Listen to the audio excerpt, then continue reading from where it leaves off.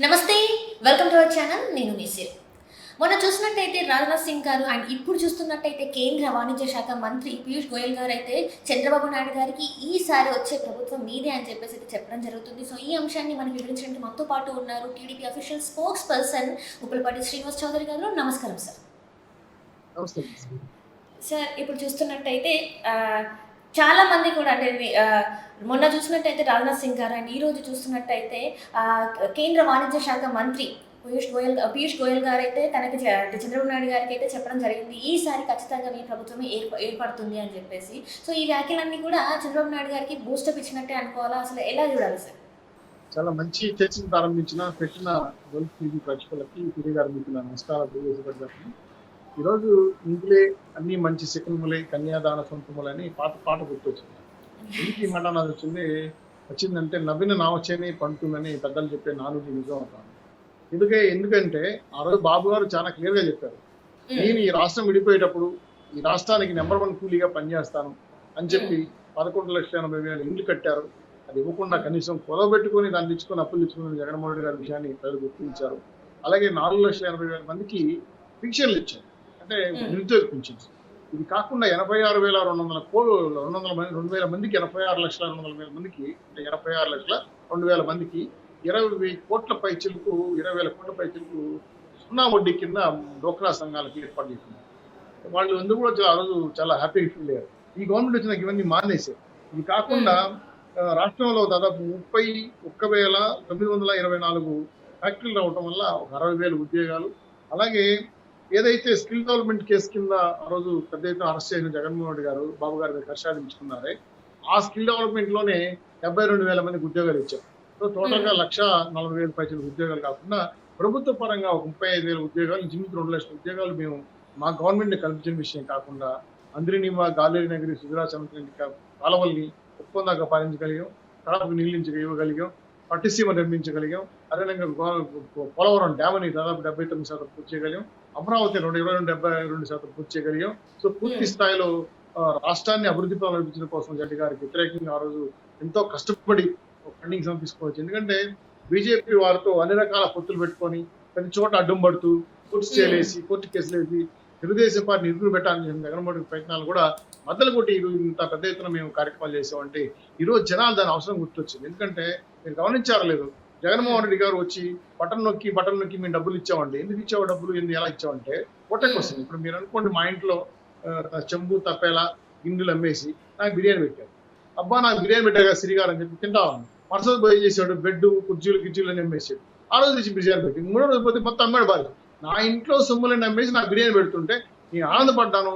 చివరికి నా ఇల్లే గొల్లైందనే విషయాన్ని రాష్ట్రంలో తెలుసుకున్నాను. ఎందుకంటే ప్రభుత్వ భూములు, స్కూళ్ళు, ఎంఆర్ఓ కార్యాలయాలు, కలెక్టర్ కార్యాలయాలు, స్కూల్ భవనాలు, స్కూల్ గ్రౌండ్లు, కాలేజీలు పూర్తి స్థాయిలో ప్రభుత్వ ఆస్తుల్ని తనకబెట్టి చివరికి తాగుబోతులు కూడా 25 ఏళ్ళు తగ్గడ పెట్టి 20,000 కోట్లు తెచ్చి ఇంత దారుణంగా రాష్ట్ర ప్రభుత్వ ఆస్తులు తగ్గబెట్టి మాకు బిర్యానీ పెడతామంటే మీరు పెడితే తినే దాన్ని సంపద అంటారా అభివృద్ధి అంటారా తెలియదు.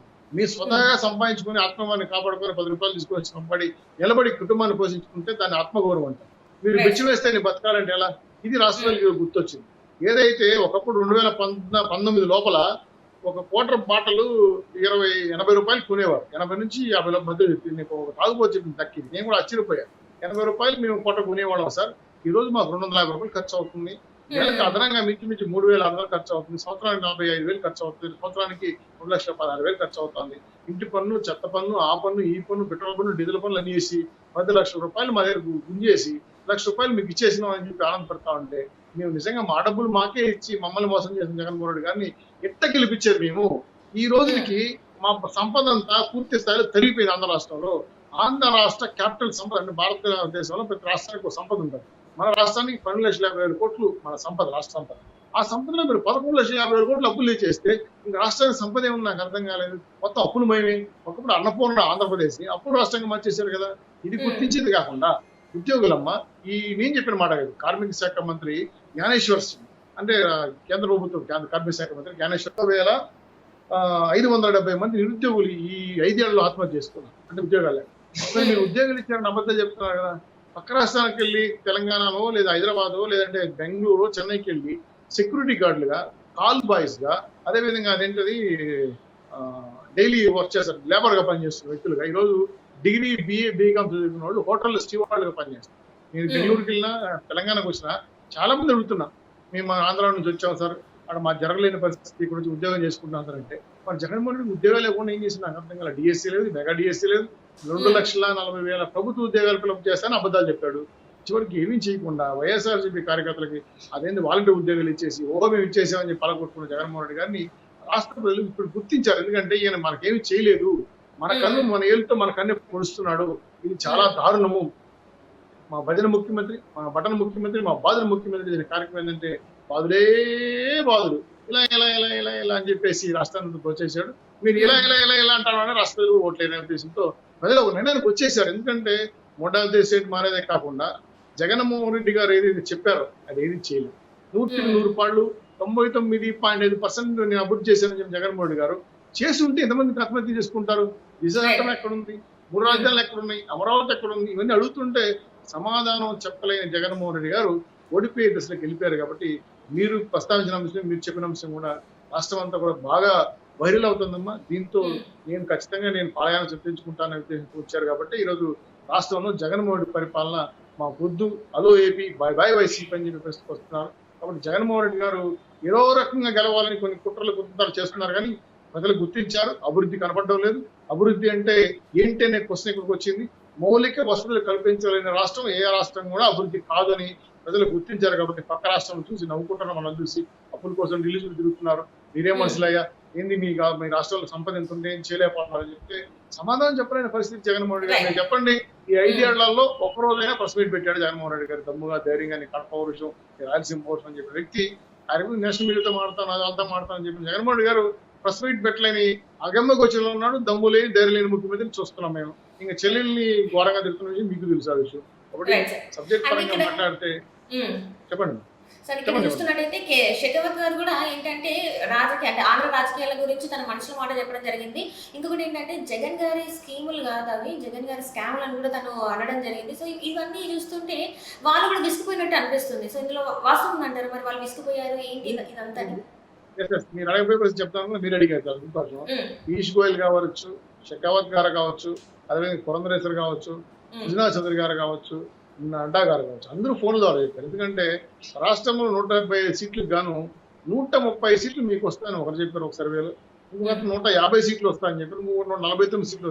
అంటే ఆ సర్వేలు కూడా 11 సర్వేలు వస్తే చంద్రబాబు నాయుడు ఫేవర్గా వచ్చు, అంటే ఉమ్మడి కుటుంబకి. ఎందుకంటే జనసేన, తెలుగుదేశం పార్టీ, బీజేపీ పార్టీలు 3 కలిసిన తర్వాత ముందే ఎన్నికల్లో గెలవబోతున్నారని చెప్పి సంకేతం కేంద్ర ప్రభుత్వం ఇస్తా ఉంది.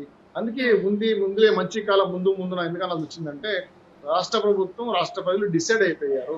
ఈ విషయమే పీయూష్ గోయల్ గారు కావచ్చు, మన బీజేపీ సీనియర్ నాయకులు కావచ్చు, నడ్డా గారు కావచ్చు, మన రాష్ట్రాన్ని పరిశీలిస్తున్నటువంటి ప్రభు గారు కావచ్చు, చాలా మంది ఈ మధ్యకాలంలో పదాధికారుల మీటింగ్ జరిగినప్పుడు వాళ్ళు క్లియర్ గా చెప్పారు, రాష్ట్రంలో కుటుంబం గెలుస్తా ఉంది, మీరు అప్రమత్తంగా ఉండండి, విగ్గింగ్ కానికుండా చూడండి, పూర్తి స్థాయిలో ఏజెంట్లు అప్రమత్తపరిచేయండి, ఓటర్లు కరెక్ట్ గా పోల్ చేయండి అని ఇన్స్ట్రక్షన్స్ ఇచ్చారు. సో మాకు తెలుగుదేశం పార్టీకి, జనసేన, తెలుగుదేశం పార్టీ, బీజేపీ పొత్తు ప్రజలు ఆమోదించారు, గౌరవించారు, నమ్మకాన్ని ఇచ్చారు, మా సభలు జయప్రదం చేస్తున్నారు, మాకు ధైర్యాన్ని ఇచ్చారు, విజయాన్ని ఇవ్వబోతారు. కాబట్టి 2024 తర్వాత అంటే జూన్ 4 తర్వాత 100% ఉమ్మడి కుటుంబంతో ప్రజాతంత్ర ప్రభుత్వం ఏర్పాటు చేయబోతున్నారు ముఖ్యమంత్రిగా మన చంద్రబాబు నాయుడు గారు. ఈ విషయాన్ని ఆల్రెడీ జగన్మోహన్ రెడ్డి తెలుసు కాబట్టే ఇప్పుడు చేస్తున్న కుట్రలని, అబద్ధ ప్రచారాలు, సిద్ధం సభలో చేస్తున్న మాటలన్నీ మీ ముందు ప్రస్తావించవచ్చు. ఎందుకంటే చాలా ఘోరంగా మాట్లాడుతున్నాడు, పథకాలని మేము అమలు చేసి అబద్ధం చెప్తున్నాడు. కాబట్టి నోరు దేశ అబద్ధాలు మాట్లాడితే ఫేక్ న్యూస్. కాబట్టి ఇవి చెబితే మీ ద్వారా వెళ్తుంది జనాలకు చెప్పడం వచ్చింది. కాబట్టి బీజేపీ నాయకులే కాదమ్మా, కమ్యూనిస్ట్ పార్టీ నాయకులు, మీకు మళ్ళీ చెప్తున్నాను, కమ్యూనిస్ట్ పార్టీ 2 పార్టీల నాయకులు, వీళ్ళు కాకుండా కాంగ్రెస్ సెంట్రల్ కమిటీలో కొంత తెలిసిన వాళ్ళు, చాలా మంది ఈ పోల్ మేనేజ్మెంట్ చేసే వాళ్ళందరూ కూడా సమాచారం వచ్చింది ఏంటంటే తెలుగుదేశం పార్టీ, జనసేన, బీజేపీ కూటమి ఆంధ్ర రాష్ట్రంలో 100% అధికారంలోకి వస్తా ఉంది. కంగ్రాచులేషన్స్ అని ముందు చెప్తున్నారు. సర్వేలు కూడా అనుకూలంగా ఉన్నాయి. కాబట్టి ప్రజలు కూడా నిగురు కప్పిన నిప్పులాగా ఈయన బటన్ నొక్కాను ఇప్పుడు 30 సార్లు బటన్ నొక్కాడు, రేపు 2 సార్లు బటన్ నొక్కుతారు. ఎందుకంటే ఒకటి సైకిల్ గుర్తుకి జిల్లాలో రాష్ట్రంలో ఇస్తే కేంద్రంలో అమలుమూర్తి కోటేసి ఎంపీకి, ఎమ్మెల్యేకి బటన్ నొక్కిపోతారు. 100% నాకు తెలిసి నమ్మకం ఉందమ్మా. ఈ రాష్ట్ర ప్రజలు ఎలా ఉన్నారంటే పూర్తి స్థాయిలో విసిగిపోయి అసంతృప్తి జ్వాలలతో రగిలిపోతున్నారు. బయటకు చెప్పుకోలేదు. ఎందుకంటే చెప్పుకుంటే కేసులు, గొడవలు, కొట్లాటలు. మాకు ఎందుకమ్మా, నేను నామినేషన్ పోయా, మేము మా మీద రాజేశ్వర తిరుపతిలో తెలుసా మీకు? నిన్న జరిగి నామినేషన్ ఇస్తే పెద్ద ఎత్తున రాళ్ల వర్షం కురిపించారు, ఎదుర్కోవాల్సి వచ్చింది. నిన్న సాయంత్రం ఇంకొక నామినేషన్ పోతే కర్రలతో కూడా తరుముకున్నారు. అంటే ఎంత దుర్మార్గమైన ప్రభుత్వం నాకు అర్థం కాలేదు. మీరు గెలుస్తారని ఆహుతో కొట్లాడుతున్నారా, లేదంటే ఓడిపోతున్న భయతులు కొట్లాడేస్తారని అర్థం కావట్లేదు. కాబట్టి ఇవన్నీ కూడా గెలుపుకు సంకేతాలు. చంద్రబాబు గారు ప్రభుత్వం ఏర్పాటు చేయబోతున్నారు. 100% గారు నమ్మకం ఉంది. మీలాంటి జర్నలిస్టులు, మీలాంటి ఛానల్స్ వాళ్ళు కూడా సర్వేలు చేస్తుంటే పాజిటివ్ వస్తాను. కాబట్టి ఎన్నిటికి కూడా కారణం ఏంటంటే బాబు గారు ఇస్తున్న సూపర్ 6 హామీలు, తెలుగుదేశం పార్టీ, జనసేన, బీజేపీ పొత్తు ఇస్తున్నటువంటి నమ్మకం, భరోసా రాష్ట్ర ప్రజలకి అద్భుతంగా పనిచేస్తున్న సంజీవిగా ఉందమ్మా. మేము విజయం సాధించేది నిజం, 100% మాకు అనుమానం లేదు. కాబట్టి ఈ విజయానికి మీ అందరి సహకారం కూడా ఉండాలని కోరుకుంటూ రాబోయే ఎన్నికల్లో ఖచ్చితంగా జనసేన, తెలుగుదేశం పార్టీ, బీజేపీ గుర్తు ఓటేయాలని చెప్పి మీ ద్వారా విజ్ఞప్తి చేస్తున్నాను. Right, thank you so much sir.